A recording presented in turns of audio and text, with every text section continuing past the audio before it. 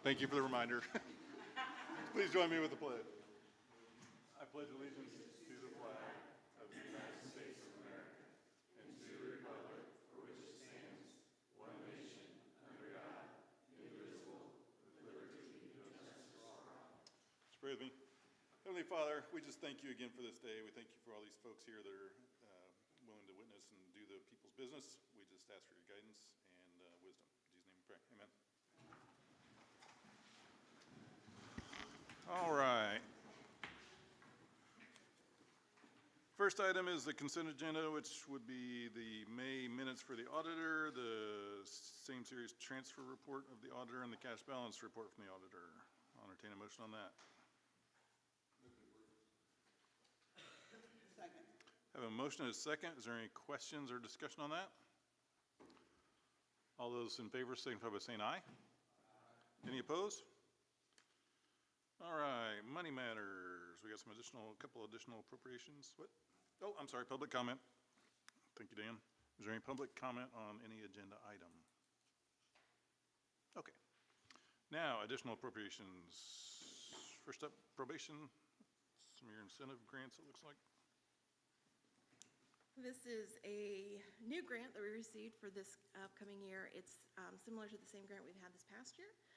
We are blessed to receive some money from the Community Foundation's Women's Legacy Grant, and it's specifically for the Family Recovery Court program. Okay. I'll entertain a motion to approve. Move to approve. Got a motion and a second. Is there any questions for Andrea on this?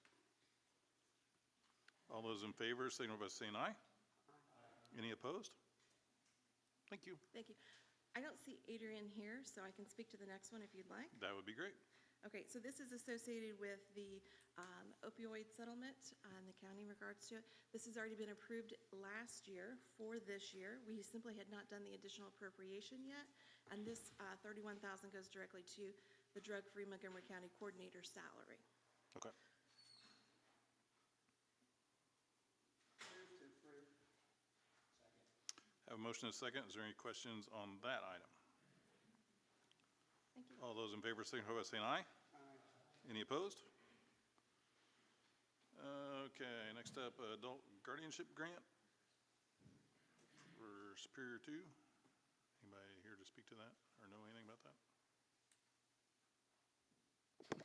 This is a grant that they get every year for their adult guardianship program. Okay. It's a state-funded grant.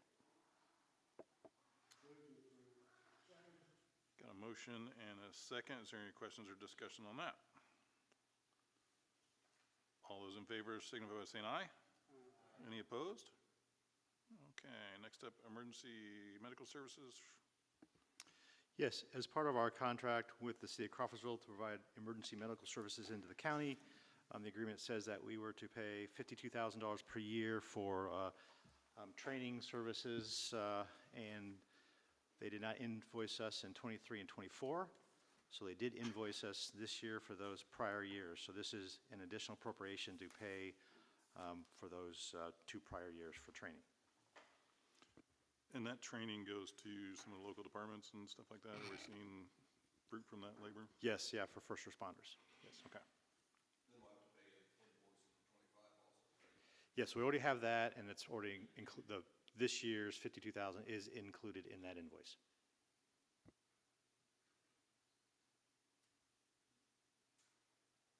So, okay, wait, you said 23 and 24 and then 25, so, 25 is included in the other invoice we received from the city for the 25 services. But it's in your budget already. okay, So it okay, isn't an gotcha, additional. gotcha. Just that he had an It's not an appropriation additional, in this is, 23, 24 to pay it and then didn't have a bill. okay, Thank you, Dan. there we go. Thank you for clarifying.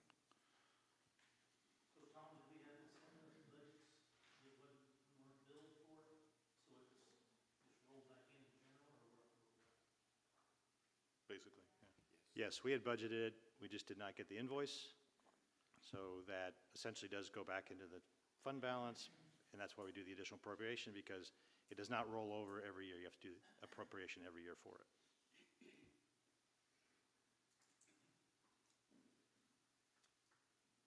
I'll Entertain a motion. I move approval. Second. Have a motion and a second. Any other questions on that? All those in favor signify by saying aye. Aye. Any opposed? All right, transfers. Dave, I have a question Sure. for Jennifer. I think we talked about one time maybe having a little spreadsheet on additional appropriations throughout the year. Is that something you keep track of? Auditor's office. Oh, yes. Additional appropriations are tracked in our financial system and on the Indiana Gateway because they ultimately have to be finally approved by the DLGF, so they have to be uploaded to the Gateway as well. Be easy to so- do a spreadsheet. Oh, yeah, running yeah. total. They're pretty much already in a Yeah. spreadsheet, so, yeah. Nice. I'd like Yeah. that. So just like one at each meeting, a cumulative one that includes the ones that are being presented at the meeting, or Help me. What do just you up think? to? I would say maybe a combo, showing what we've cumulatively done, Yeah, and then what's being proposed at the meeting. okay. I'll let you run with it, you know, what you think. Oh, thanks, Steve. Get with Jennifer, you know, get with Mindy. Thanks. All right.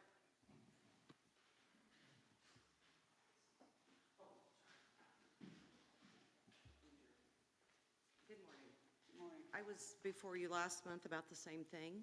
Went to pay the invoice and realized I was $62 short still on the workman's comp bill, so, $62. yes.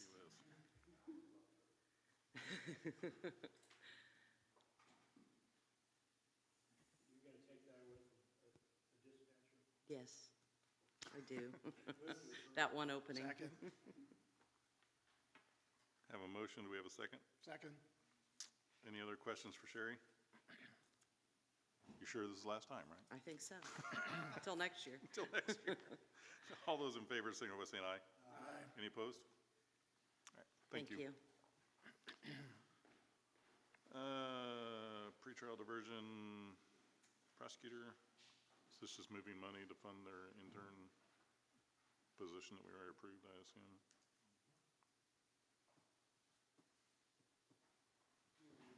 Yep. I move to approve. Have a motion and a second. Any other questions or discussion on that? All those in favor signify by saying aye. Aye. Any opposed? All right. And then probation again. Federal government's changed their mind and has sent us a love note saying that we can no longer utilize the grant funds that they have already awarded for the purposes of incentives or barrier busters. So we've been forced to change a current existing grant that expires in September right now. So they've already approved for it to be transferred to travel and training, and hence we are just following through with you guys to make that change. What, can you remind me what the Barrier Busters is, or remind the council? Barrier busters and incentives are funding that we use for probationers and/or anyone in Montgomery County who's dealing with opioid crisis. Specifically, they have to have an opioid diagnosis, and it allows us to give things like steel-toed boots because they can get a job, but they don't have the steel-toed boots, or something of that nature to help offset that. Okay. I'll move approval. Have a motion and a second. Any other questions or discussions on that? All those in favor signify by saying aye. Aye. Any opposed? All right, thank you. I can speak You to the still next help? Yep. three if you'd like. Go right ahead. All right, so this is associated with the local coordinating council, and specifically when there's three categories there, and we split the money each year. We, being drug-free Montgomery County, split that money up, and ultimately, what happened is when it was sent to the state this year, they came back and said, no, we want it evenly divided. So 25% had to go to each of the categories, and so this is amending it based on what the state had given direction. And the Youth Service Bureau, Karen Branch typically is the one that comes and speaks to this. I spoke with Diamond Teague this morning, and she asked that I simply share that with you. Okay.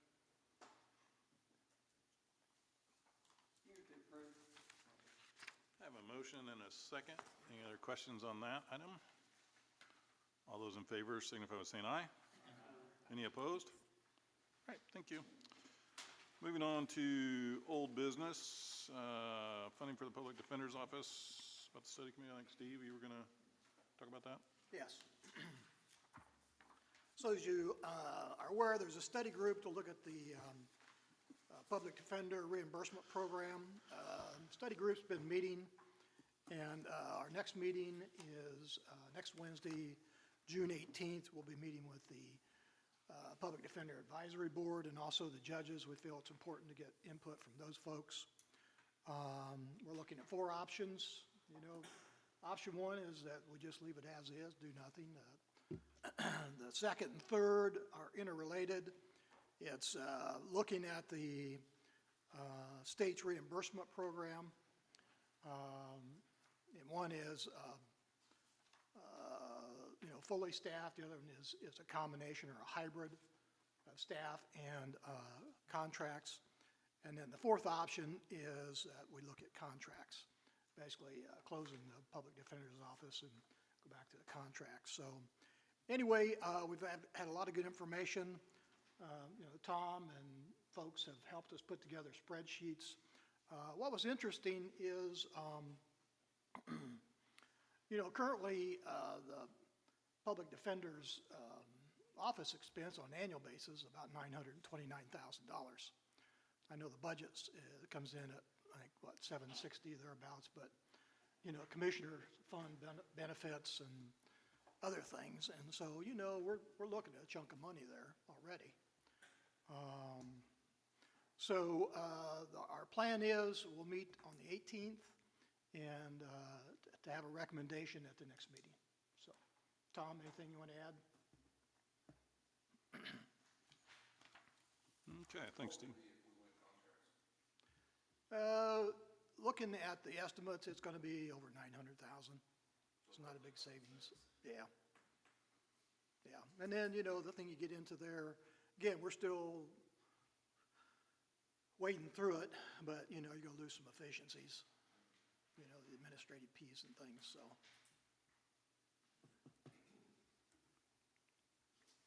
Okay, well, We'll have our opinion for you next meeting, so.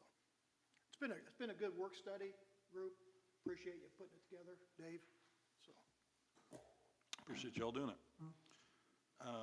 Okay, moving on, compensation and maintenance plan. Tom, you want to go over this real quick? Yes, at the last meeting, I presented a plan that was drafted by our consultant, and then based on feedback and discussions with Dan Taylor on some changes.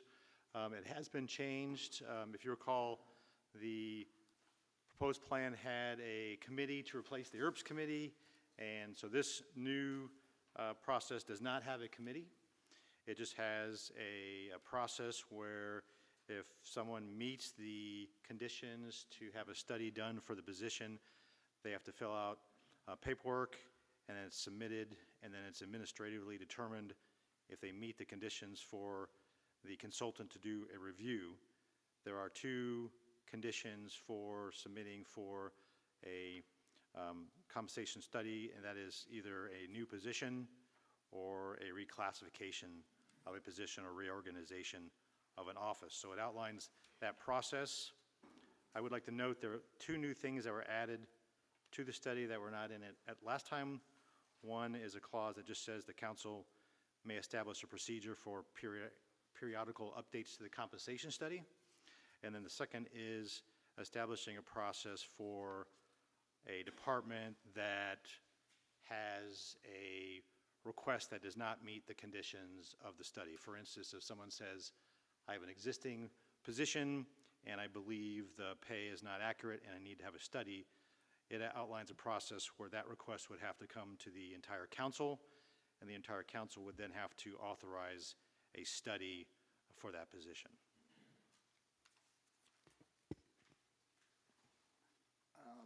Tom, on that last piece,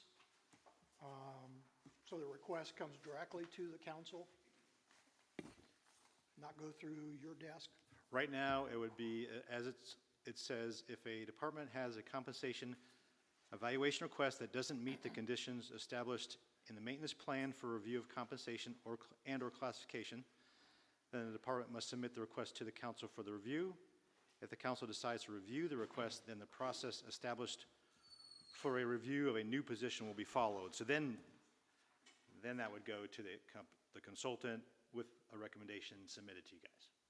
Yeah, okay, because I think anything that comes, this is just me speaking, but I think anything that comes to council should go across your desk and have a staff report, a recommendation with it. Yes, so this process would just be, they have to come to you to get permission Okay. to do that. And if you guys say, no, we're not going to do a study, it does not occur. But if you agree to a study, then we'd go through that process and we would come back with a recommendation. So yes, it wouldn't be the council deciding at a meeting with a conversation with the department head of pay. It's just that you guys would, you're the stopper or the starter. You would say, yes, we're going to do the study, or no, we're not going to do the study. Okay, well, I guess you would have input at that time too. Yes. So, okay, good. Tom, the one question I had on page 3, under job review, new position request, did you strike number 1 altogether, and then number 1 just becomes when an reorganization of an office? I didn't follow what was done there, because it's... No, that may have just been an error. I'm not sure why it did that. Those two still exist. Okay. All right. Oh, I see what you're doing, yeah. So there's still a 1 and a 2. Yes. So what makes up the administrative decision? How's that work? So for these two positions, if they fill there's a questionnaire that the department has to fill out. If they meet all the conditions in that questionnaire for the request, then it's just a yes, it meets all the conditions in that questionnaire, then it's submitted. So it isn't a, yeah, to the consultant. So it is not too discretionary, it's not really discretionary, it's just, we go through, make sure the questionnaire is filled out. If they meet all those conditions, then it's just given to the consultant. Questionnaire is designed or built by who? By our consultant, we have 2 different questionnaires that are specific. Pretty black and white. Yes. in that area. Yeah. 'Cause that's, historically, that's where we get into trouble. Our decisions become ambiguous. Right, We don't want that. right, Okay, thank you. sure. And that's what we're shooting for, something consistent and easy to, that everybody follows the same path. I guess one thing I should point out too, it does say in the policy, and it did say in the policy last time, that requests can only be made, I think it's January through April of each year, so you're not going to get requests all year. We have to move to approve this? Yep. I make a motion that, I move that we accept the job classification as rewritten. Second. Have a motion and a second. Any other discussion on that? All those in favor signify by saying aye. Any opposed? Okay. And the next step then will be, we'll work with Dan to develop the ordinance to submit to the commissioners with this recommendation. Moving on to new business, the transit grant presentation. Fawn.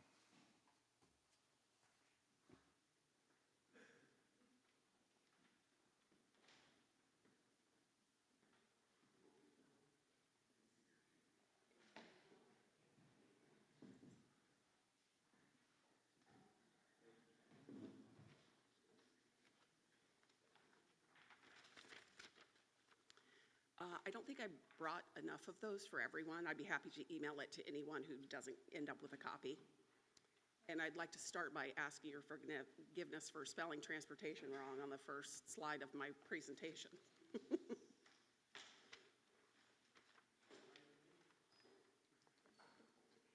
It did to me till I saw it on the big screen.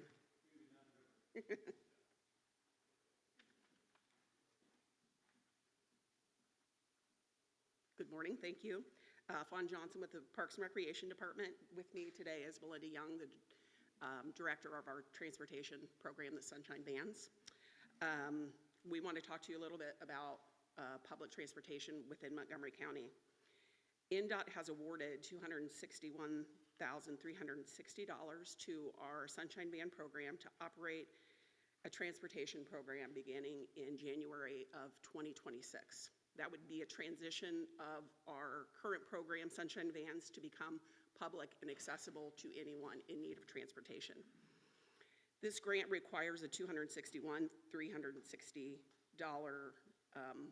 match of local funds. those funds cannot include the passenger fares that we would collect from people who are riding. Vehicles for this program are a capital expense and have already been awarded from NDOT. We will use our existing vehicles along with 3 additional vehicles awarded that we will receive about halfway through 2026.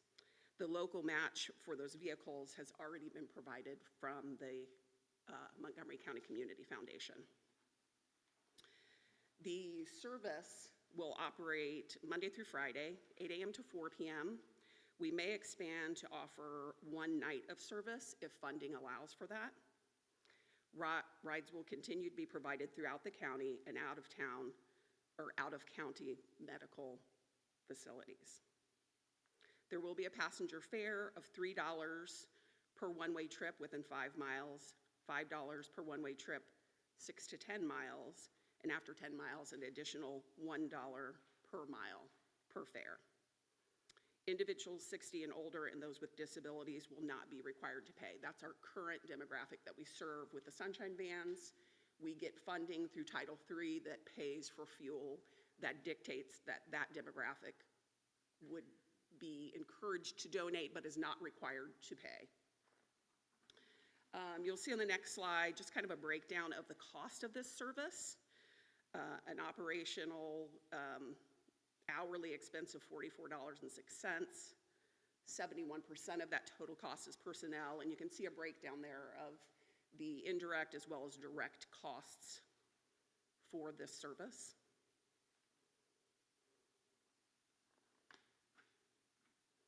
So the local match is partially covered by existing revenue streams that we have, such as funding from United Way, the Area for Agency on Aging, which is that Title III funding that I explained, Medicaid payments, as well as contracts with local care facilities. The city is providing most of the majority of the remaining matching funds, a total of $120,156, leaving 15% of that remaining local match at $21,204. We are requesting that the county would provide that remaining 15% of the local match, which is an equivalent of 7.5% of the total program costs for this program. That's all that I have in my slideshow. I did provide you guys with some additional information that we got when we did our public survey, and we are working on a needs assessment that should be done soon, and we would happily provide that to you once we have a complete report. So Belinda and I are happy to answer any questions for you. The last page of your packet does have contact information for both of us if you end up with questions outside of this meeting and would like to reach out to us. But I'd entertain any questions that anyone might have. What's your timeline? This will begin January of 2026. So when do you need commitment from the council? This would be something we would ask for you to budget in your 2026 Okay. plan. Okay. Has there been any discussion with the city, because we pay for ambulance service, and I think it becomes a taxi service in a lot of cases. Will that take some load off of that? Has there been any discussion about that? I think there would be potential for someone who did not have another alternative way to get to an ER that they could contact us for transportation in a situation like that.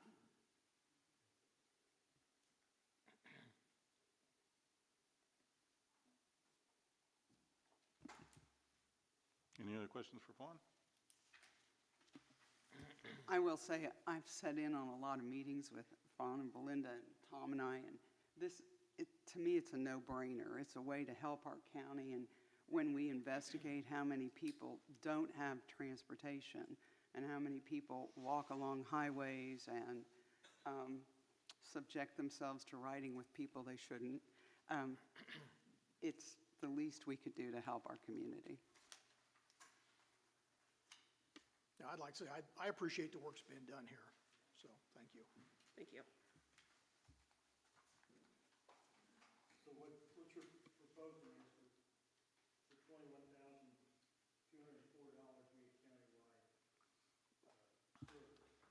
That's correct. Would that be enough? I mean, can you provide enough service? Well, this is a transition for us, so we've done a budget based on what we think is going to happen, and that's where we're deriving these numbers from. This is a program that we would like to see grow over time if there is a need, so this is something that we would ask for annually, and that number may increase over time based on demand. You think hours of operation is going to be too short? Can you extend that?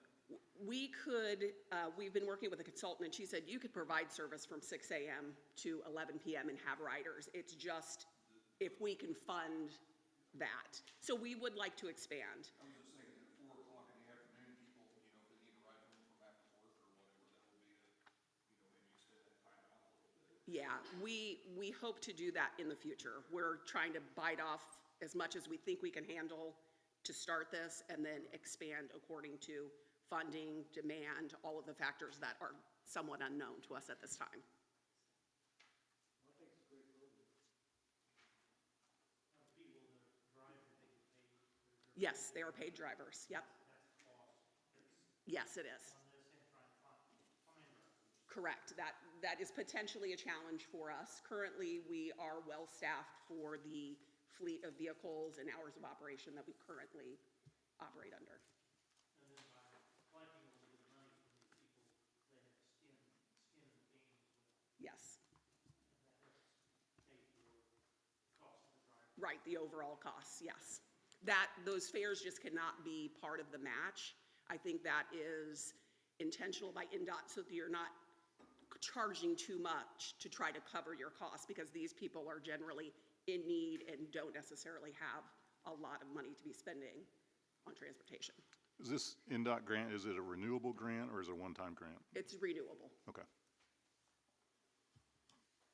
And there is no, the way I understand it, there is no limit. Whatever you can come up with as a local match, they will match that. I'm sure there's a top end, but there are counties that, have $1 million budgets for this type of operation.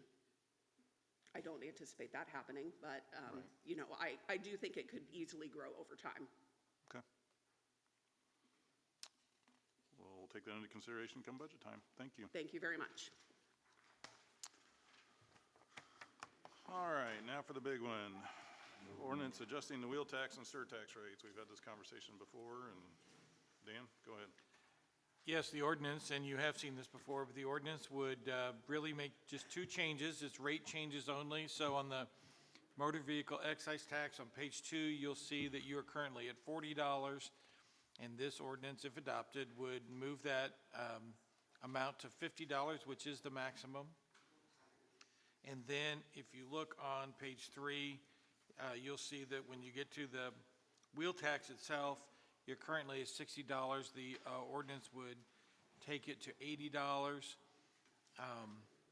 Again, this money is used for road funding. You've heard Mr. Lowe talk about the need for additional funding. And also you've heard him talk about the nexus the state may use with your community crossing grant. So all that should be part of your consideration. But the actual ordinance changes are very simple. They're just the rate. I'll be happy to answer any questions. This is introduction only. Are we voting on this today? No, you have to. Oh, okay. You have to do it. Okay, so this is just the introduction. We're not going to vote on it today, but I'll entertain any discussion. Yeah, Dan, the one thing I've got, and I know more than the rest of you how important it is to get this money because it is.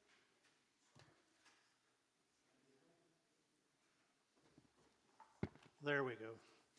I do have a concern. I think it's needed. I think it's something that needs to be done. But with the city talking about raising the wheel tax, surtax as well, Tom was nice enough to give me some paperwork on that. If the city raises the surtax the way I understand wheel tax, then they are the only ones that capture the money for that. When we do it, they capture money along with what we're also raising. And what's the hit gonna be to the people in the city when we raise this up and then they get hit as well? It's gonna be for the city people, I'm just saying, them being able to do this, it's for a city above 5,000 people are now able to raise the wheel tax surtax. So I think it's gonna be a double hit for Crawfordsville, and it just kinda concerns me the cost. Yeah, well, I'm not going to argue with you, but just like property taxes, just like local income tax, there are these things called schools. Yep. And I live in Union Township, there's this thing called a library. And yeah, your rate is the first rate, and then everybody, those other government entities get on top of that. I think what you're going to hear a lot about Senate Bill 1 is that the state is going to free up municipalities to impose additional taxes. And so it creates a situation much like capital infrastructure is every time a school does a bond, they take from the county and all other taxing units. Every time a library is built, they take from the other taxing units. So we already live in that environment. We just maybe aren't as aware of it as we should be, but whether it used to just be property taxes were that way. Now lit is going to be that way. Wheel tax is going to be that way, and you're going to have, now under the Senate Bill 1, townships can impose a lit, fire services can impose a lit, emergency services can propose a lit, libraries can impose a lit. So it is, and if they adopt it, and you choose not to, then you're going to fall behind with those sources. So I don't care what you all do. I'm just saying that we already live in a world where for each type of tax there is, I don't think it's the legislature's intention that counties quit imposing the wheel tax. In fact, they're pretty much mandating it, that you increase it by the community crossings. But they really want the local governments to be the tax imposers and to take the heat. Exactly, So they want us to be the bad guys, exactly. Right, so And they're I'm saying not- to and I- cities, you can, hey, towns, cities, you can impose taxes, go right ahead. Go right ahead. So it's that new kind of Wild Yeah, West. and I'm not saying that we shouldn't do it, I'm just saying that this Pandora's box has been opened, and it's the David Copperfield thing, it's watch this hand while they're doing this hand. And they're making, this $100 or $200 we're gonna save on our property tax is gonna cost us $500 or $600 down the road, and that's just exactly what he said the other day. And so I just, people need to be educated on this and understand that this is not a good deal. And I would like to get, I'd like to get Jeff Thompson, and I'd like to invite him to come in here and talk to us and see if we could get any kind of anything from him. I've got his email address, and if you want me to get him, I'll try to get him this next meeting to come in, because I think there needs to be some explanation of what's going on here and what it's going to cost the people. It's a public meeting, anybody's invited. Huh?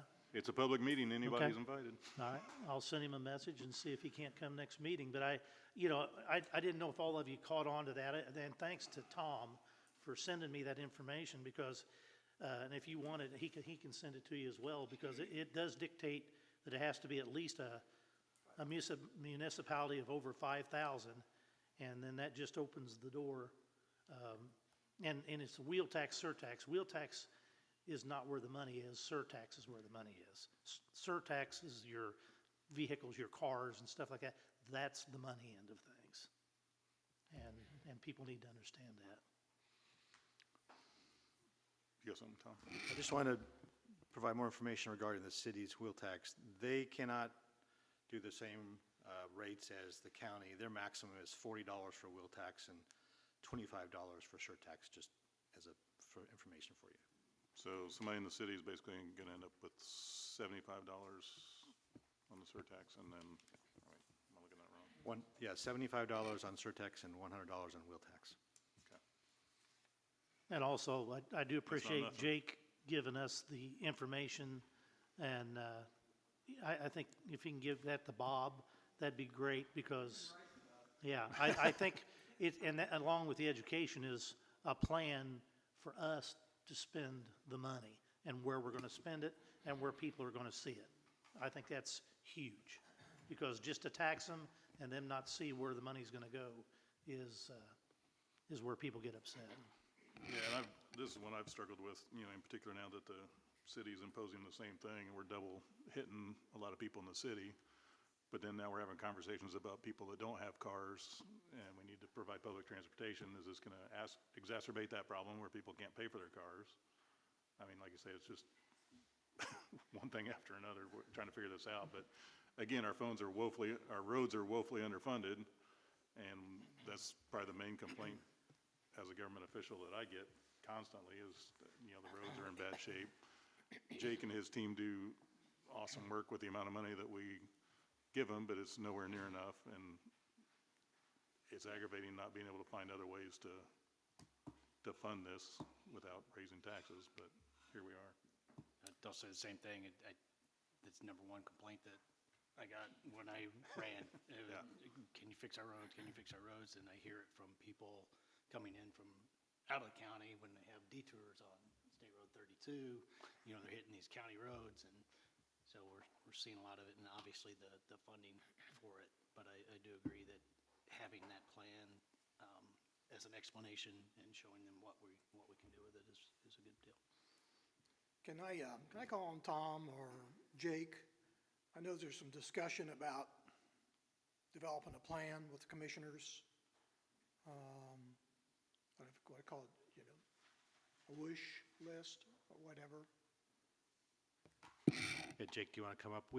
At the last meeting, you guys made that request. We did speak to the commissioners, and they asked Jake to develop a plan of how we would spend the money if we did increase the wheel tax, and then also Jake worked on the ideal plan of if we were fully funded, what we would do. So I think there. Yeah, you sent an email too. I sent it via email. Everybody should have that by email. Yeah, so the ideal financial plan was like the first few presentations, and then I kind of narrowed it down to just the wheel tax conversation piece. But like, you know, I have equipment plan. There's stuff, you know, we've talked about a pug mill.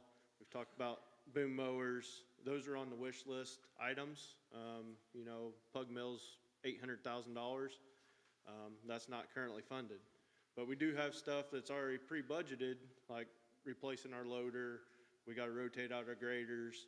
That kind of stuff's already programmed into the budget, but there is things that's on that wish list that are needed, but we just can't fund them. So as far as a big picture, you know, you have that ideal financial plan, which covers a lot of that in it.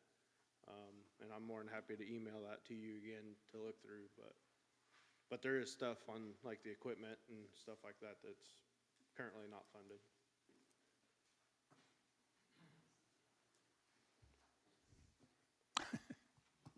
I think got that one page.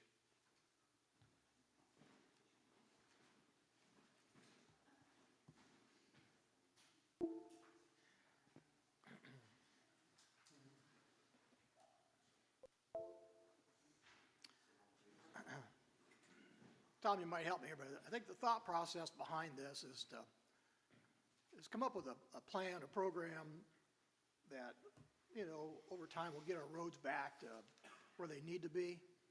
And what's that going to cost? And then we can work with Jeff Peters and commissioners to start looking at it. And I know with Senate Bill 1, there might be some provisions in there where we can allocate some money for roads. But anyway, it's a discussion, starting point, and, you know, it starts with a plan, right, Jake? Yeah, Senate Bill 1, you know, that's kind of a hot topic, but we don't know what it's gonna do to the Cume Bridge rate. You know, we're sitting here talking about roads. Cume Bridge rate comes off property tax, so that's something to think about as well. But the House Bill 1461, you know, the reason you're seeing all these municipalities adopt this wheel tax is the direct distribution from the Community Crossing Matching Grant. As I talked last time, CCMG is going to get more competitive. 2/3 of the people are not gonna receive that grant. But on the tail end, starting in 2027, I believe, there will be what's called a direct distribution. That's what you have to have. In order to get that, you have to have a wheel tax. It don't matter if your county has a wheel tax, if you want it, and you're over that 5,000 population, you gotta have a wheel tax. I'm not gonna quote numbers. I've seen some decent numbers on that direct distribution. It's all what goes into the pot. Most of that's EV registrations. As that pot grows, we'll get more direct distribution money because it's paid out by lane miles. Like I said, I don't have a good number. 900,000 from that direct distribution to 2.2 million. That's a big range, but that's where estimated at, so. Jay, could you kind of walk through that, your changes of what you would do based on increases? Yeah, so the 2024 column, that's what we did in '24. If we go up to the maximum wheel tax, the $454,600, that's what's estimated to be the revenue off of the adjustment. We could chip seal 34 more miles, crack seal 15 more miles, cold mix 17 more miles, and possibly cover 76 miles. If we were completely funded back to that ideal financial plan, that's what we would want to get to. We would want to chip 72 more miles, 20 miles of crack seal, 25 miles cold mix, and 150 miles of gravel cover. Again, perfect world. Most of you guys have been in construction, weather, tornadoes, whatever else. I just, don't hold me that that's what we're going to do exactly.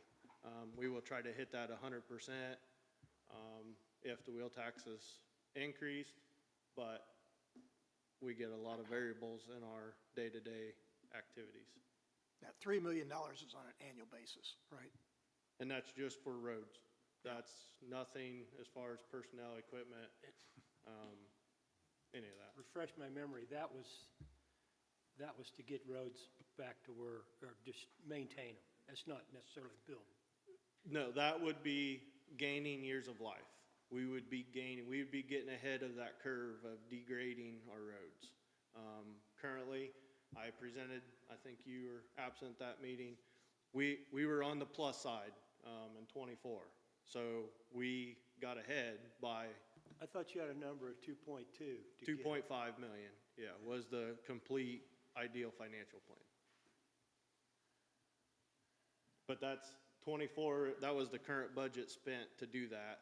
You add 454,000, that's that current budget, and then 3.1 would be the whole budget as a whole. So basically, it's those combined.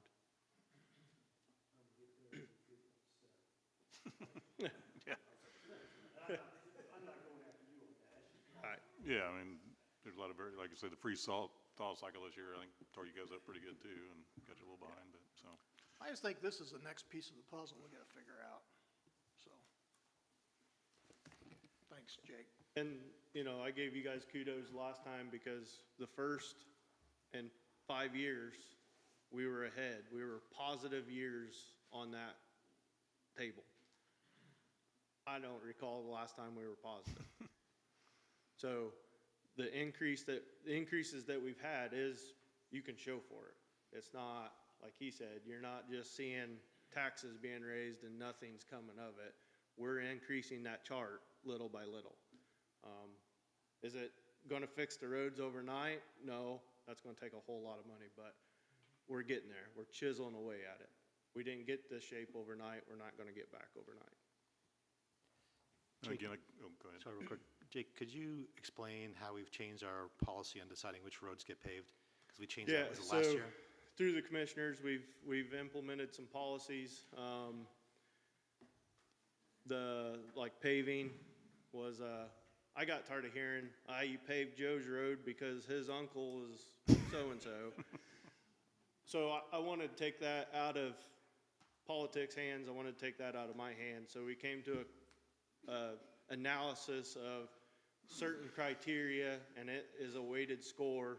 You know, the Paisley rating, which is a condition of the road, how many work orders get called in on that road, if there's an attractor. I'm sure I'm missing something. I don't have the paper in front of me, but it basically becomes data-driven policy. It's not because I want to go pave it or Joe's forcing me to pave it or any of that. It is a data-driven policy, and that's how we choose what roads get paved through CCMG, through our cold mix in-house paving. We have chip seal policy, speed limit policy. I mean, we've implemented it as an ordinance, so if anybody ever wants to change it, they're gonna have to come in front of a public meeting and have the commissioners change that.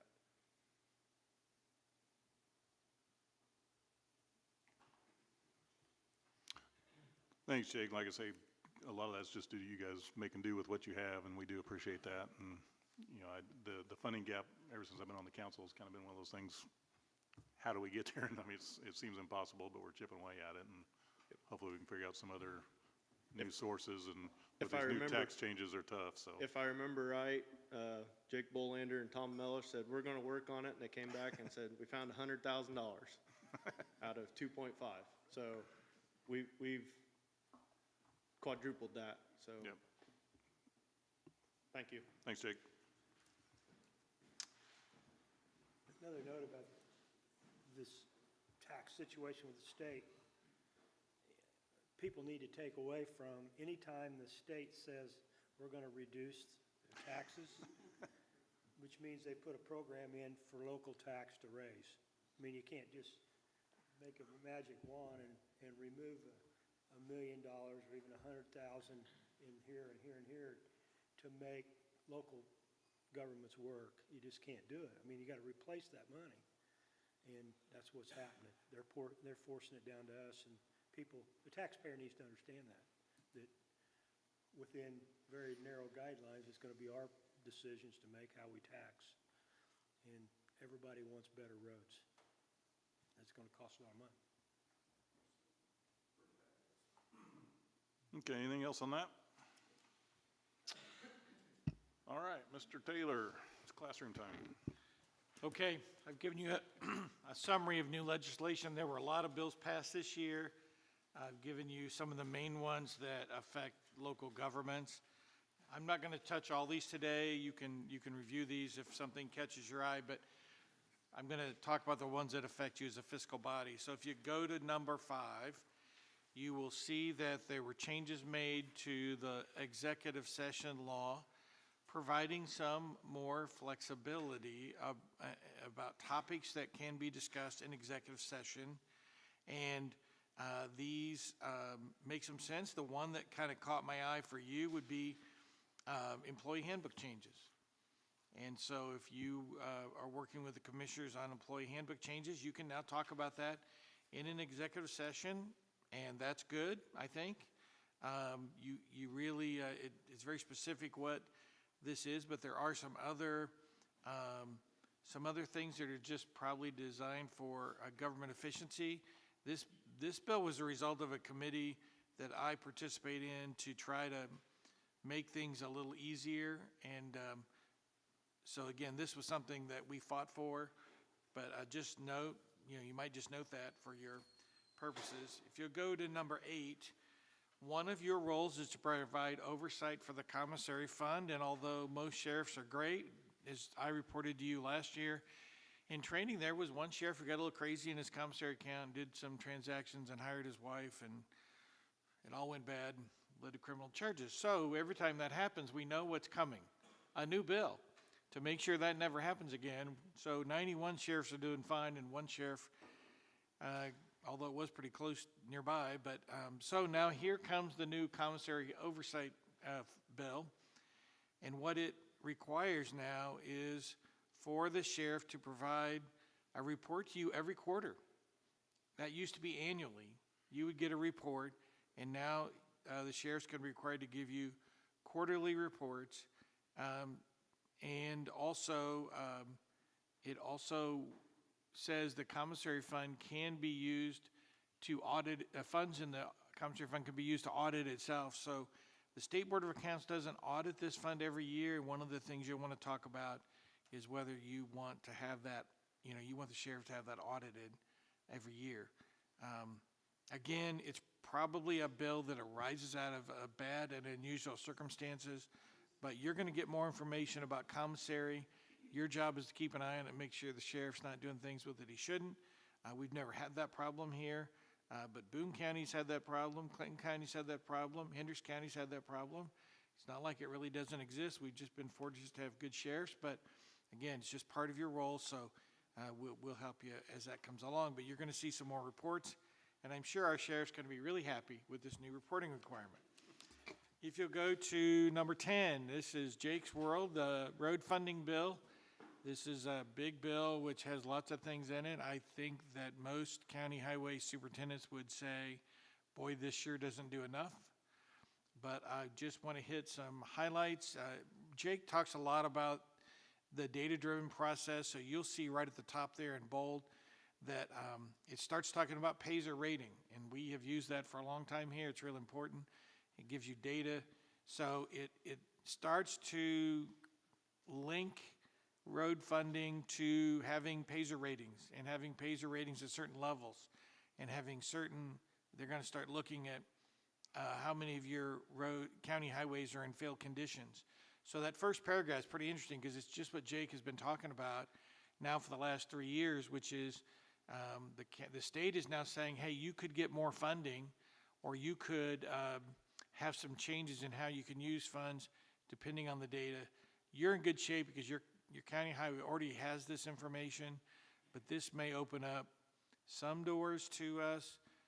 But what it's really doing is for counties that aren't using this data, it's going to close off funding and they're going to be in trouble. Secondly, you'll see in the second paragraph, there's going to be some allocation of responsibility for bridges between counties and municipalities.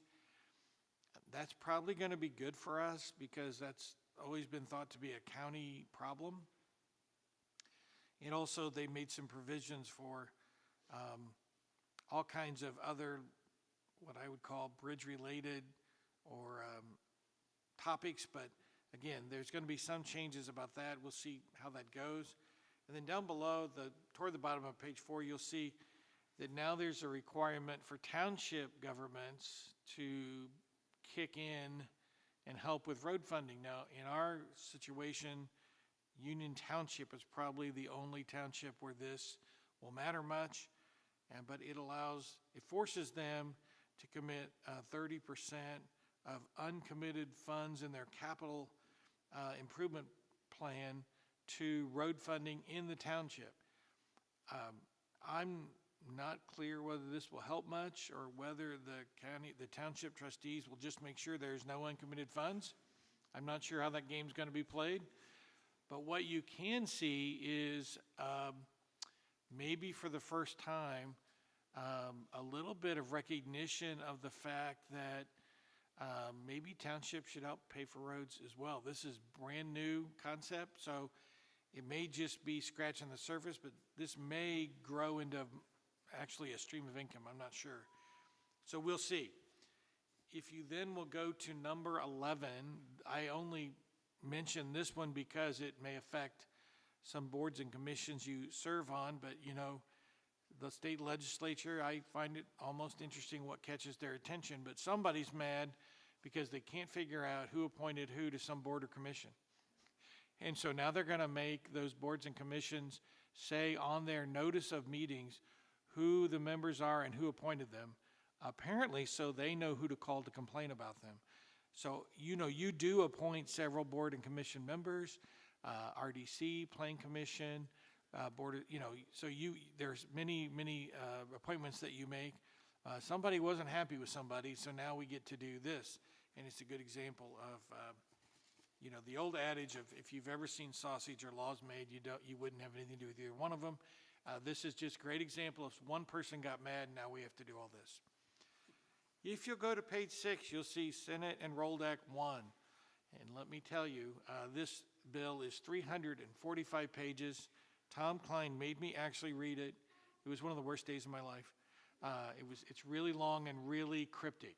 So I'm going to provide a really high-level overview of it today, of things that certainly are going to affect you. This is not intended to be everything you need to know about Senate Enrolled Act 1 because the bill's too big. But here are the things I thought really were important to you. One is it's placed a new limit on general obligation bonds. So let me talk about that for a minute. You don't issue general obligation bonds very often at all. This is not directed to you. This is directed at schools. So schools began, a general obligation bond really is a short-term loan. It's a bond of less than 5 years, 5 or fewer years, and it allowed governments to basically bridge between projects or bridge between major borrowing. And they're not super easy to do, but schools started doing them a lot. And I represent 3 school corporations, and they started doing them a lot. And it would be a general obligation bond, say $2-3 million every year. And I know what you might think, well, that doesn't affect us, but of course it does because of tax caps. Every dollar borrowed for property taxes that goes on a tax bill pushes us all further along toward the tax caps. So the state legislature thought that was a little out of hand. So they first talked about getting rid of that authority altogether. Then they came back and said, no, here's what we're going to do. We're going to say that once these existing general obligation bonds are paid off, the governments have to wait 1 year before issuing another one. Because not exclusively schools, but I would say 80% of the problem with schools is as soon as one was paid off, they'd issue another one. And they would do that, and the tax rate would stay level for the school, so nobody really noticed. Well, somebody noticed finally, and so now they've created this 1 year waiting period, so it won't affect really what you do, but you will see the benefit of it because it will lower the overall tax rate, and you'll have less circuit breaker impact on the county. So this goes back to what I said, what one government does, it affects everybody, and as you also know, schools, and I love schools, don't get me wrong, but I mean, they account for well over half of the total property tax burden. Used to be 72%, it has gone down, but the school bonds are, really that's what we all pay as taxpayers. So number one, it will affect you. It's not really focused on you, but it'll affect you. Number 2, required TIF neutralization. This also is going to be a big deal. So the legislature was concerned about increasing tax rates. They're convinced that tax rates will increase because of changes they've made, because governments are going to try to capture whatever they can. So I'm not sure about this. AV is going up a lot, and if you've received your notice of assessment on your own property, you probably know this, that happy news. But so rates generally go up the most when AV is declining or staying stable. But if tax rates increase, what would happen in a TIF district, like your new court allocation area, is that increase in rates would benefit the redevelopment commission. That's where the new money goes. It goes to the increment goes to the redevelopment commission. The state legislature didn't like that. So they're now going to require your county auditor to neutralize that and make sure, essentially making sure that any new taxes that are paid because of an increased tax rate goes to the base and then distributed to all taxing units, not just your RDC. So what's the impact of that? The impact of that is it's good for all the other taxpayers, but it's going to mean that your RDC is further going to see a reduction in its revenue, and your RDC has been a pretty strong economic development engine over the last 10 years. So they're going to have a challenge there because they're not going to benefit from increasing tax rates. The other thing that's going to happen is in our particular community, the state legislature changed a law that would allow Newport to take advantage of what's called a Pool 5 election. That also dramatically decreased revenue for your RDC. So your RDC is going to see some more of, not going to see much income in their revenues. That may limit what you can do with future projects. So just be aware. Third, it increases the personal property exemption amount, and this is a big deal also because this used to be called the Small Business Personal Property Exemption, and it really meant what do small businesses pay, and so it used to be $10,000. They increased it to $80,000, saying you don't have to file for a little. If all you have is computers and copiers, you don't have to pay any personal property tax. Now that's going to be increased to $1 million in 25 and $2 million in 26, which means that most businesses are unless you're industrial, you're not going to pay any property tax anymore. And so this was one of the biggest. This was pushed by the Chamber of Commerce and other business entities, but this was a big win for businesses. Well, you remember from what I've told you in the past that there are no winners and losers. There's just shifting when it comes to our side. So when business, my business probably will benefit from this a little, but it gets shifted to me personally, so there are no winners. But for us, it really does mean the collection of less taxes, and we don't know what the number will be yet, but we'll be able to quantify it after 1 year. Local income tax reform, D, you'll see this is what we were talking about earlier, is they're now going to eliminate the Income Tax Council, which was nothing if not burdensome. So that's good news. You, the county council, will adopt the rate without any cooperation or interference from anyone. And that's the good news. And they're going to allow you to let your rates float up. But as I mentioned earlier, they're going to allow cities to do the same thing without your participation.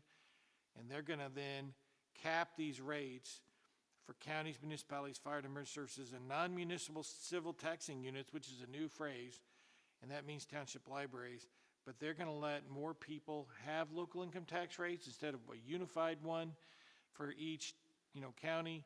It's now going to be townships can ask for their own lit.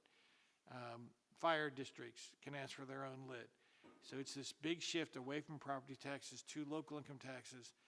You'll have more control over your own tax and less control over the entire picture.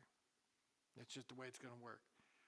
The homestead credit, this was the biggest change. This is not the change the legislature talked about, but this is a big deal because they are going to lower the credit most taxpayers depend upon for their biggest tax break is the homestead credit.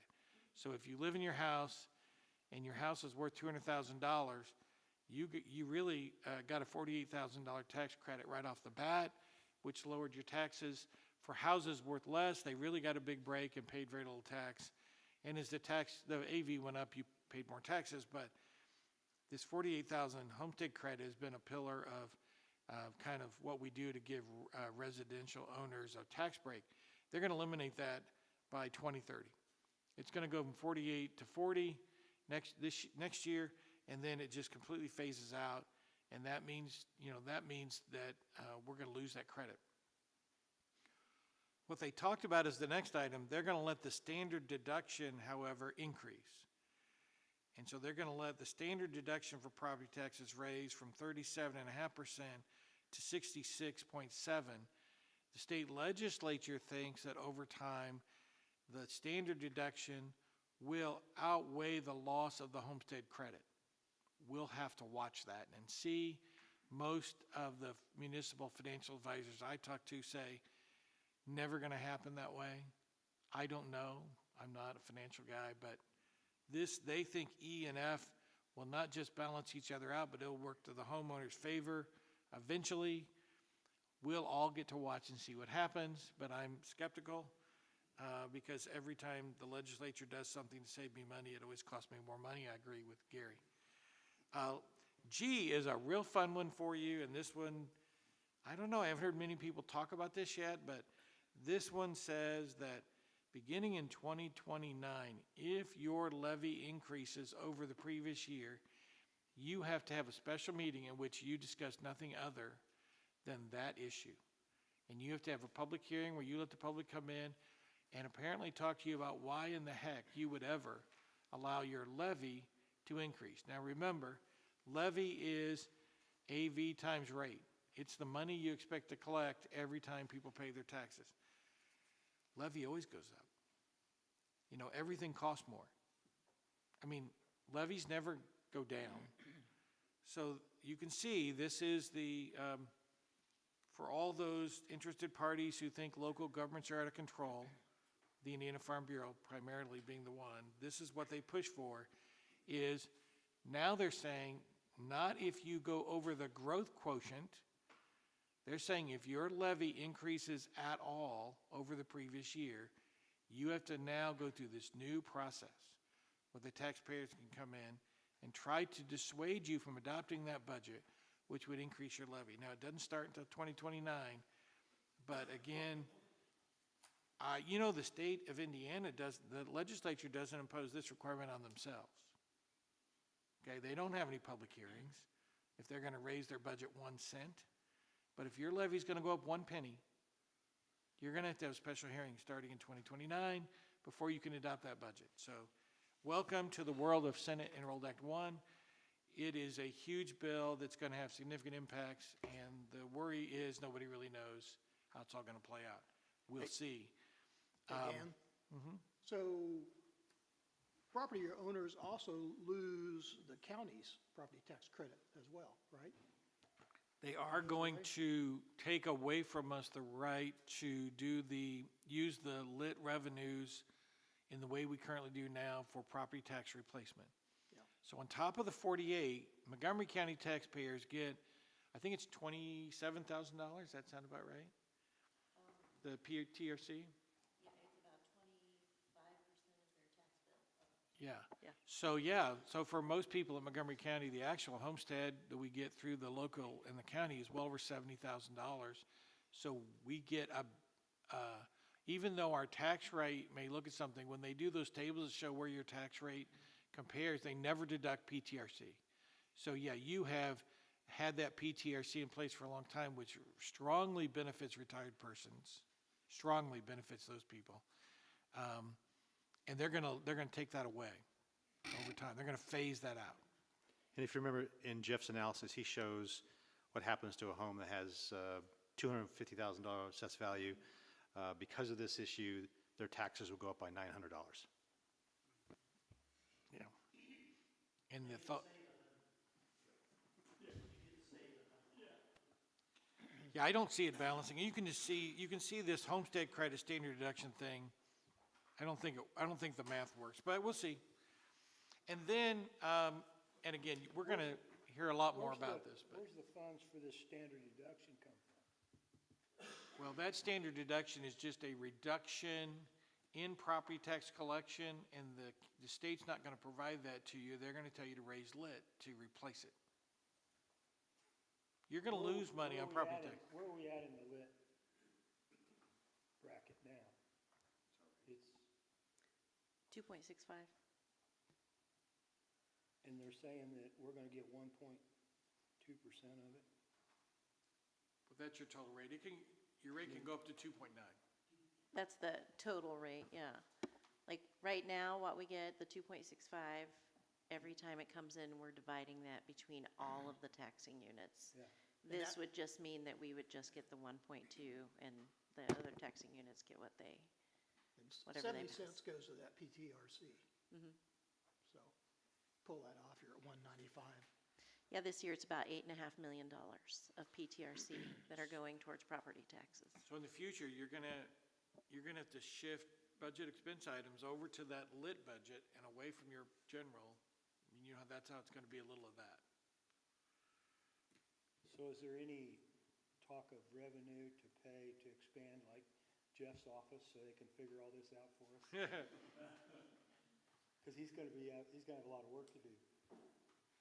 It's gonna take some analysis. It's, again, some of this stuff kicks in later. You know, you've got your immediate impacts, and you've got 27, where some people say that's where we fall off the cliff, 27, 28, I don't know.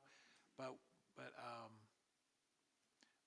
it's gonna be a different world. We're gonna have to rely on Jeff Peters probably more than ever to kind of get ahead of it. The one good thing I can say is that by you guys having a good, cash position and being good these last 5, 7 years, about if this had happened in years where we didn't have a lot of cash balance, we'd be in real trouble. So you'll be able to make adjustments as you go, but. Right. The impact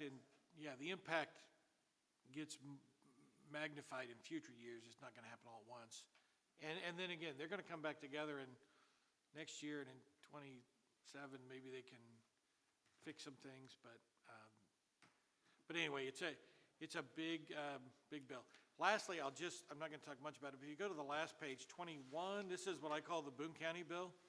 But this is, as you know, a large development snuck into town with the state, and nobody told anybody. So now you can see county governments complain about that a lot, and now the Office of Entrepreneurship and Innovation, which is the new title for IEDC, they now have to give a whole whopping 30 days notice before they buy land for some economic development project. I don't know what that helps us do, but in Boone County, literally the county officials knew nothing. They heard about it at the news report of it, and it was rather shocking that all this was going to happen in their county. They had no notice. So this, if you really get interested in such things, that's changing a little bit. But this is what I call the heartburn bill, because boy, some people were really angry about how that was all handled under the prior governor, and so we'll see how that goes. But you should have at least some notice if somebody's going to buy the state or somebody's going to buy 100 or more acres for a huge site in your county. So again, I just provide this as a summary of things you'll need to know. We'll keep you apprised of anything else, and please enjoy, when you can't sleep at night, enjoy reading those materials. A lot going on there, and as usual, the more bigger government gets involved in it, the muddier the waters get. 2026 budget timeline.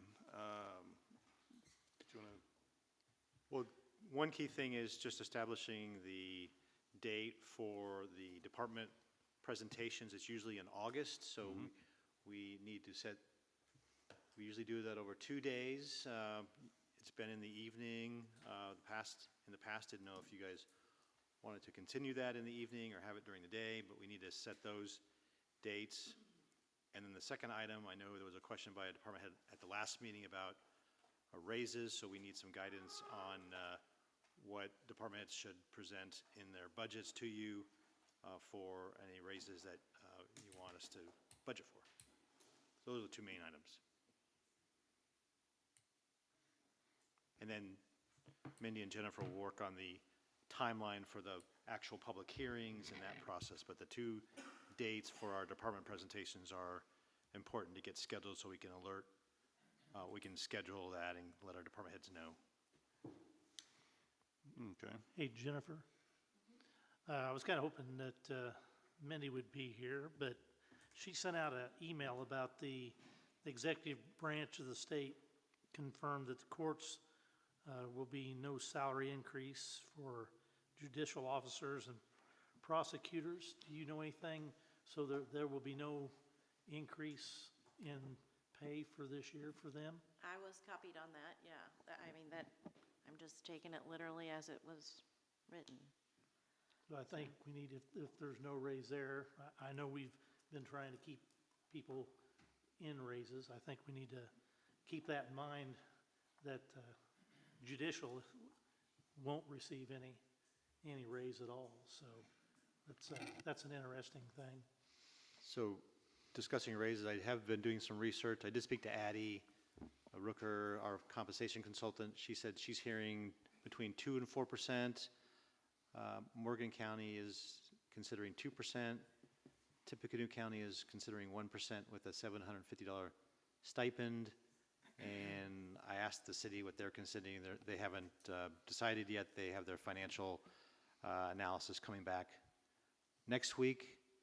And I know the Midwest Consumer Price Index is 2.4% for the last 12 months ending in April. So that's just some data for you.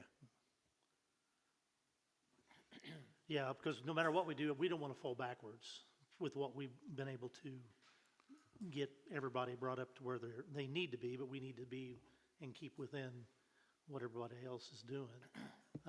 Another thing we might want to look at with the way things are, this is just my idea, other than salaries, it might be worthwhile to see if the departments could somehow lower other things down by 5% to maybe help out in what we've got to come. It's just my idea, but to look at any place that they can cut, any place we can save, if we've got some money left over to try to, because we just do not know what's going to happen here with this Senate Bill 1 and everything else. That's just my idea. I like your idea of cutting costs. I think it's important that, the compensation committee recognize that, that was the starting point. We're working to get people to midpoint, so, yeah, I'd like to, yeah, at least CPI. I need to keep up with that, so. Yeah, well, one issue is if we peg it too low, then we can't get them up higher, so we got to say a rate, I would say 3%, but we can always dial that back if we have to, if we decide to, if we can't fit, but. So I would say 3% for guidance to our officials, and then as far as dates for the meetings, do we? It's towards the end, I thought. Yeah. The 25th and 26th is a Monday and Tuesday. 25th and I think we did it the last week. 25th, 26th work for everybody as far as you know? What did we do last time, 6 o'clock or? Um, I think Dan wanted to for us, didn't he? Just don't let him use his credit card. So, Do you, what? So, oh, I thought you were gonna say something. What? Do you want to, I know I've had a few departments ask about doing it during the day. Didn't know if you guys would consider that or not.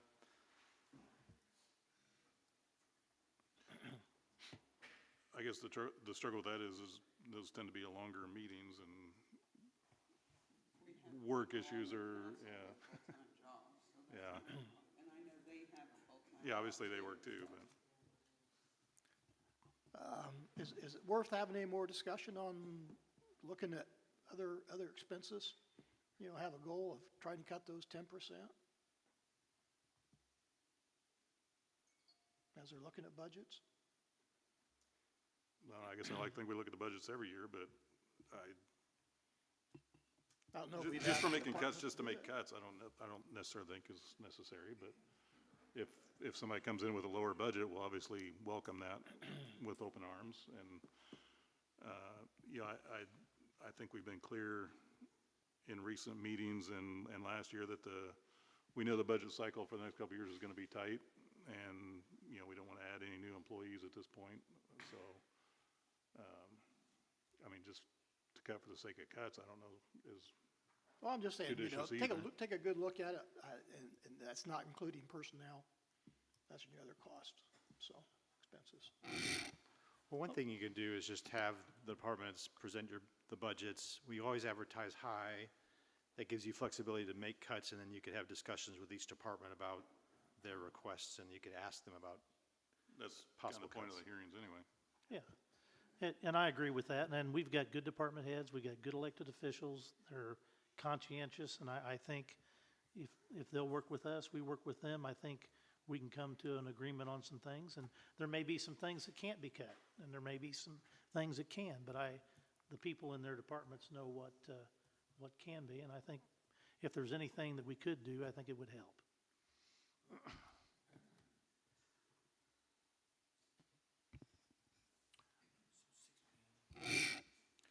So 6 PM on the 25th and 6th, that Monday and Tuesday, is that the right dates?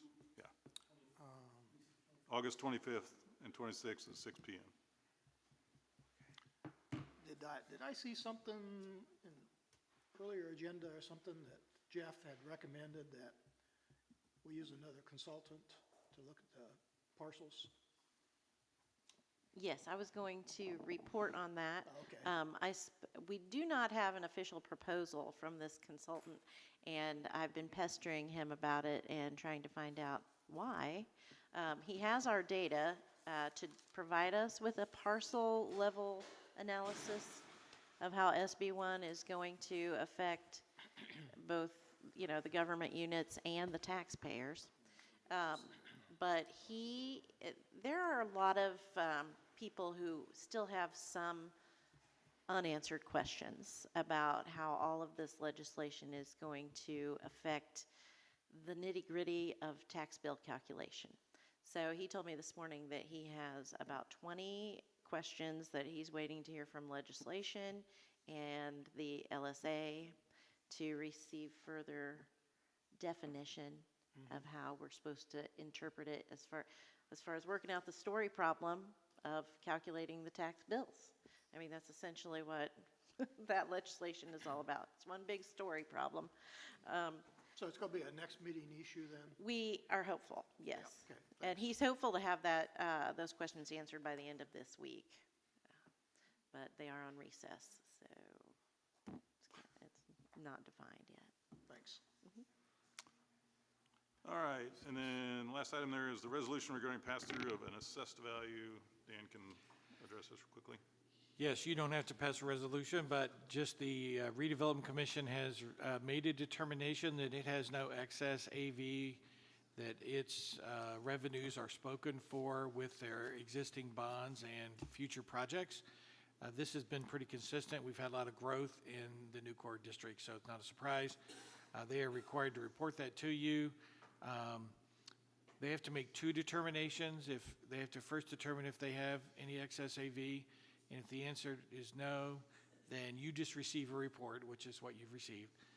If they have 200% of what they need, then they cannot hold on to that money unless you all say so. Well, they are nowhere near that. So no action is required of you other than just to acknowledge that they've made that determination. So you have been so advised. You don't have to take any action. We acknowledge the receipt then. All right, staff and elected official reports. Do you care if we go back to the last topic? Yep. Just Sorry. talking about budgets and things. One of the questions that has come up is about longevity. Does that need to be put into people's budgets for next year or not? Yeah. So that's. Because I know we're working on that with. You can explain what happened, because I'm getting I'm getting this. This is the. So telephone if you game for recall, me. we did longevity, but we did not budget it in the departments, and we actually pulled it out of the council's budget item, or line item. And so the question is, do we have our departments put it into their departments, or do we maintain it in the council budget? This impacts highway especially, and sheriff, if we tell them to put it into their budget versus keeping it in the council budget. I think in the council budget, as a total cost, a good place to put it, rather than in individual departments. I think those are good choice. Yeah, and I think the reason that we did the sheriff is, I think that's what Ryan wanted when we met with him. I believe that's why theirs was different than everybody else's. Is that correct, Tom? Yeah, that they were the only one, was the sheriff's department, and that's what Ryan wanted it to come out of on theirs. But I agree with you to come out of the council if everybody wants that. Okay. Are you okay with, I mean, isn't that correct? You guys wanted it out of, do you remember? I won't speak for, because I don't know what Oh, come on, you can take him. Okay, but yeah, Yeah, I've got one other budget question here. Tom, you and I talked about training. You know, I think Mindy has talked about having a little training for us as we get into budget, looking at forms and things like that to help us. And is that still a topic, Tom? Have you talked to Mindy or not? Yeah, I need to talk to her again about that, get more details on what she would do, if that would just be at the next meeting where she can kind of walk through all the forms and explain that. That might be the way to, or we just plan that as part of our budget process of our timeline and have it at a council meeting. Yeah, it'd be nice, I think. Last year's budget was a question for me. I don't know how many really fully understood it. I think it'd be nice if we could start early and have a little training on the forms and the pieces and help us anyway. So,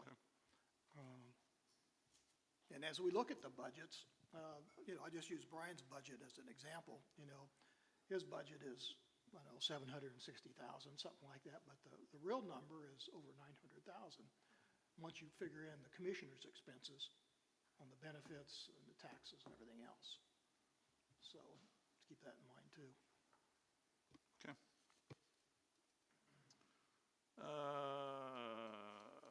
Funded organizations, anybody got anything? Any department heads? Nope. Any other elected officials? Jennifer, you got anything else to add?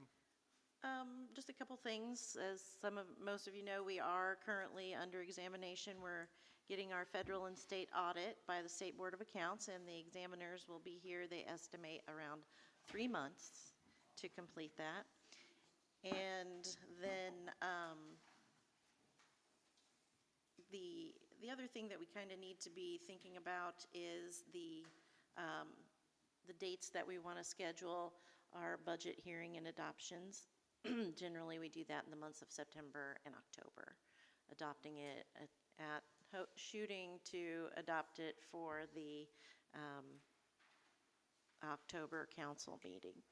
Sometimes we have to have a second meeting in October, but just putting that on your radar as to what we generally do. I think the deadline is November 1st to do that. I think that's all.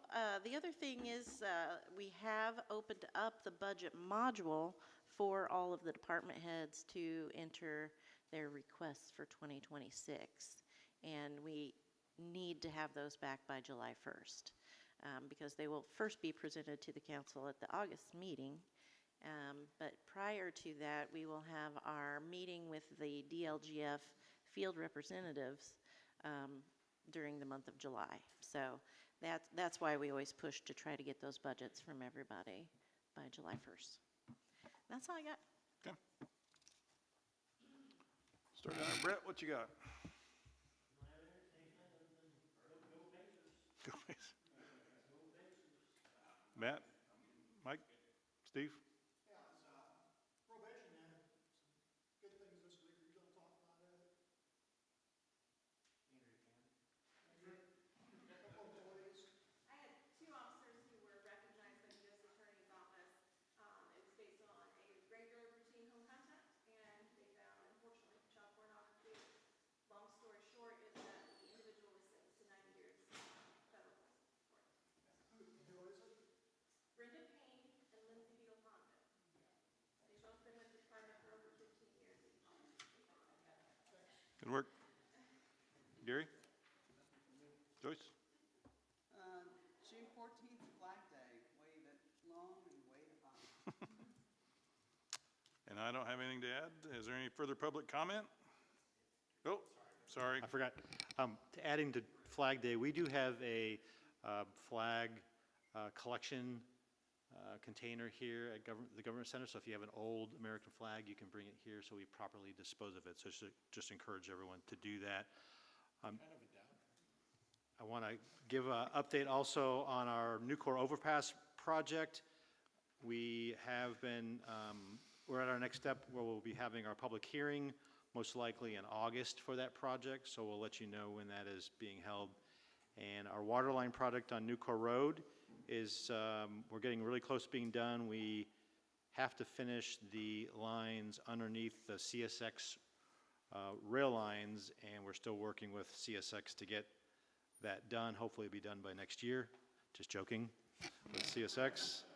And then my last item is regarding the courthouse project. We have moved the clerk's office to the first floor now, so they are open on the first floor, and our contractor is now working on the second floor. And if you've been out there, you would notice we've been doing a lot of work on the roof, and so the new roof is being installed. So, and it will not be green. Not be green anymore. No longer green. Yeah, it's looking good. I saw the tiles going up there, and it looks nice. We do have 3 claims, one for Mr. Taylor, one for Mr. Peters, and one for Edge IT for our computers. I'll entertain a motion on those 3 items. Got a motion and a second. Any further question or discussion on that?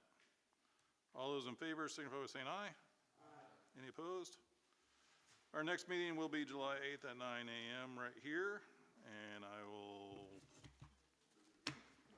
was going to make a motion this time, but